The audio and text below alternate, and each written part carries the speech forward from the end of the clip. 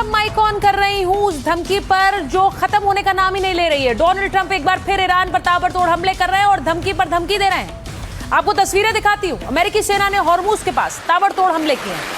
ये तस्वीरें उस हमले की है। अमेरिकी सेंट्रल कमांड का दावा है कि उसने ईरान के सैन्य ठिकानों पर 7 घंटों तक लगातार हवाई हमले किए। इस दौरान दर्जनों अड्डों को निशाना बनाया गया। हॉर्मुज से गुजरने वाले जहाजों पर ईरान के हमलों के बाद अमेरिका ने ईरानी बंदरगाहों की नाकेबंदी फिर से लागू कर दी है। अमेरिकी हमलों का ईरान ने भी जवाब दिया है। ईरानी सेना ने मिसाइल लॉन्च का एक वीडियो जारी किया है।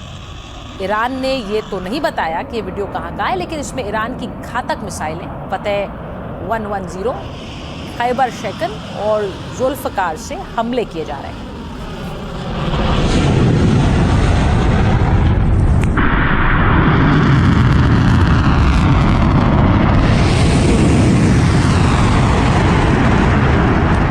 अमेरिकी हमलों से ईरान भी भड़क गया है। अब वेस्ट एशिया के देशों में मौजूद अमेरिका के सैन्य अड्डों पर हमले कर रहा है। ये तस्वीरें कुवैत की हैं, जहां ईरान ने अमेरिकी बेस पर शाहिद ड्रोन से हमला किया है।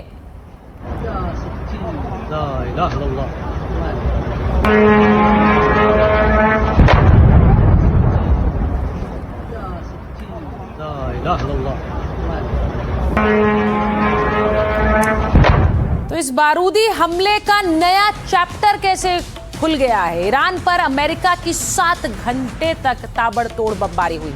हमलों को लेकर यूएस सेंट्रल कमांड ने बड़ा दावा किया। हॉर्मुज के पास ईरानी मिसाइल अड्डे तबाह कर दिए हैं। हमले में ईरान के ड्रोन ठिकाने भी हमने तबाह किए हैं। कोस्टल डिफेंस सिस्टम को भी निशाना बनाया। ईरानी नेवी के संसाधन बेकार कर दिए हैं। ईरान की पूरी बारूदी ताकत खत्म कर देंगे। ईरान ने भी अमेरिका को हमलों का जवाब दिया है। बहरीन, कुवैत, जॉर्डन में अमेरिकी अड्डों पर बड़े हमले किए हैं। अब बहरीन में अमेरिका के 5th फ्लीट बेस पर भी अटैक किया। जॉर्डन में अजराक एयरबेस खाक कर दिया है। ये ईरान का दावा है और देश की एक एक इंच जमीन की रक्षा करेंगे, ये IRGC दावा कर रहा है। तो अगर ईरान पर हमले हो रहे हैं तो ईरान भी पलटवार कर रहा है। उधर अमेरिका ने कहा है ईरान को लेकर एक नया दावा, एक नई धमकी आई है। आज, कल और उसके बाद भी वार होता रहेगा। सभी बिजली संयंत्रों को तबाह कर देंगे, सभी पुलों को उड़ाने जा रहे हैं। ईरान को मेज पर आना पड़ेगा। ये सब बातें आपने पहले भी सुनी हैं, अब ये फिर से दोहराई जा रही हैं। किसी भी हाल में समझौता करना पड़ेगा, ये डोनाल्ड ट्रंप कह रहे हैं। ऐसा नहीं हुआ तो हर रात हमले होंगे। तो ईरान ने भी कह दिया कि पेजेश्कियन कह रहे हैं ईरान की तरफ से कि ट्रंप की हर कार्रवाई का जवाब हम देंगे, अपनी हर इंच जमीन की हम रक्षा करेंगे और ट्रंप की धमकियों से डरने वाले नहीं हैं। अब इन बयानों में आपको कुछ नयापन नहीं लग रहा होगा। यानी इसका सीधा मतलब यह है कि जो 3 महीने पहले हुआ वही अब फिर से दोहराया जा रहा है और इस युद्ध की चपेट में एक बार फिर से पूरी दुनिया आने वाली है। माइक ऑन है में आज के लिए फिलहाल इतना ही। आपसे मुलाकात होगी कल एक बार फिर रात 8 बजे। POK की पाकिस्तान ऑक्यूपाइड कश्मीर में आखिर कैसे हंगामा मचा हुआ है और कूच हो रही है सीधे इस्लामाबाद तक।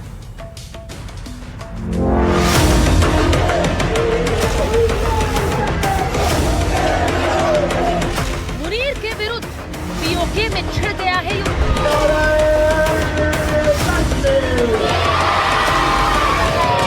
सड़क पर आवाम, वीर को बगावत का पैगाम।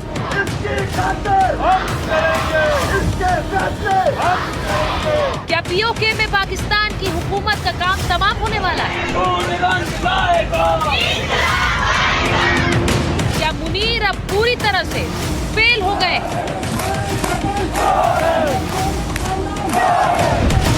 क्या फेल हुआ मुनीर अब खूनी खेल दिखाने वाला है?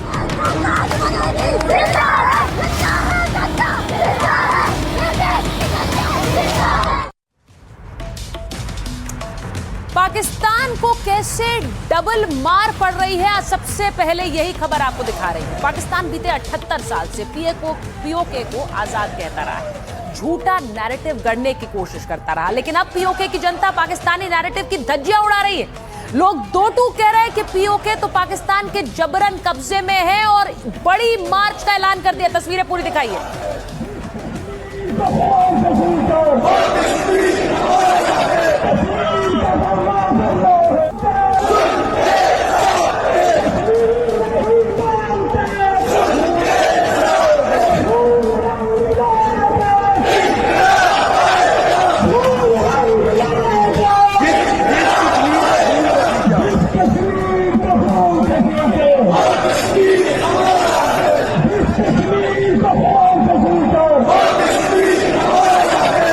पाकिस्तान की गुलामी से आजाद होने के लिए आसिम मुनीर और शहबाज के जुल्म से छुटकारा पाने के लिए अब पीओके की आवाम मुजफ्फराबाद घेरने निकल पड़ी है।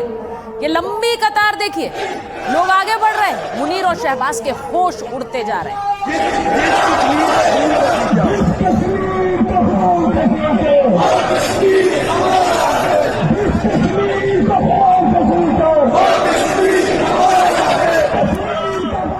तस्वीरें पीओके के लोगों की दिखाती हूं। मुजफ्फराबाद कूच के बीच की तस्वीरें आपको दिखा रही हूं। प्रदर्शनकारियों ने पाकिस्तानी फौज और सरकार को खुली चुनौती दे दी।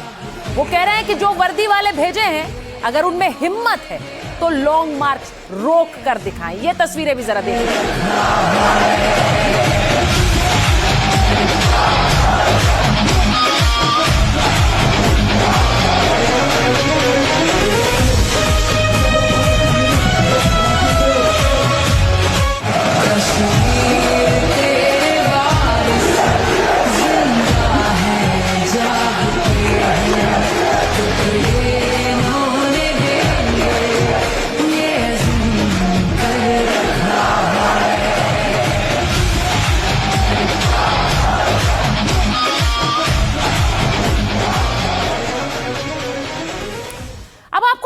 कि पाकिस्तान में पीओके में इस वक्त क्या हो रहा है। पाकिस्तान से आजादी मांग रहे पीओके में लॉन्ग मार्च निकाला गया है। ये जो तस्वीरें आप देख रहे हैं, पीओके के जिलों से बड़े बड़े जत्थे मुजफ्फराबाद रवाना हो रहे हैं। 36 दिन लगातार प्रदर्शन के बाद मुजफ्फराबाद के लिए कूच कर रहे हैं। जो जॉइंट अवामी एक्शन कमेटी के हाथों मार्च की अगुवाई है, JAAC यानी जॉइंट अवामी एक्शन कमेटी मुजफ्फराबाद में असेंबली घेरने का प्लान कर रही है। आजादी के लॉन्ग मार्च में करीब 1.5 लाख लोग शामिल हैं। ये अपने घरों से निकल पड़े हैं और ये कह रहे हैं हमें आजादी चाहिए, हम पाकिस्तान नहीं है। लॉन्ग मार्च में लोग महिलाओं और बच्चों के साथ शामिल हैं।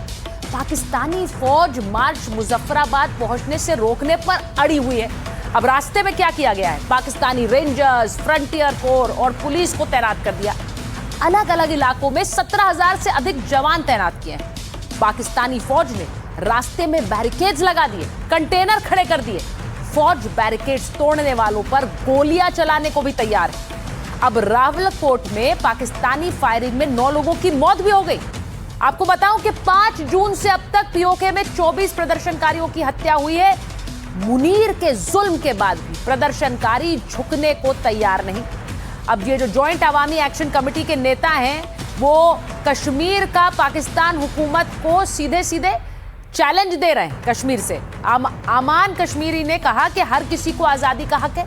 अब पाकिस्तान का अवैध कब्जा बर्दाश्त नहीं है। तो अवैध कब्जा पाकिस्तान का बता रहे हैं पीओके के नेता। आपको दिखाती हूं, पीओके के लोगों ने आज लॉन्ग मार्च निकाला। जिस तरह का समर्थन मिल रहा है उसमें बच्चे भी हैं, बड़े भी हैं। लोगों को डराने धमकाने की कोशिश हो रही है, लेकिन एक छोटी सी बच्ची ने बता दिया है कि कोई डरने वाला नहीं है। जरा सुनिए। मेरा नाम मारूफ और मैं क्लास 9th में पढ़ती हूँ। मेरी आप सबसे गुजारिश है, हमें कल भी रोका जा रहा था कि आप धरने में ना जाए। एक्शन कमेटी ने क्या गलत किया? वो तो हमारे अवाम के हक के लिए आवाज उठाए और वो क्या कह रहे हैं, खबरों में कह रहे हैं कि अगर जो लड़के हो, जो बच्चे एक्शन कमेटी में आए हुए, अगर वो पीछे ना गए, उनके बेफॉर्म्स नहीं माने जाएंगे, उनकी चीजें नहीं मानी जाएंगी, उनके शनाख्ती कार्ड नहीं मानेंगे। ये बेफॉर्म है हमारे। अगर हमारे बेफॉर्म नहीं माने जाएंगे, चाहे आप लोग के बेफॉर्म अपनी मर्जी से जिए, हमें आपके बेफॉर्म की भी जरूरत नहीं है।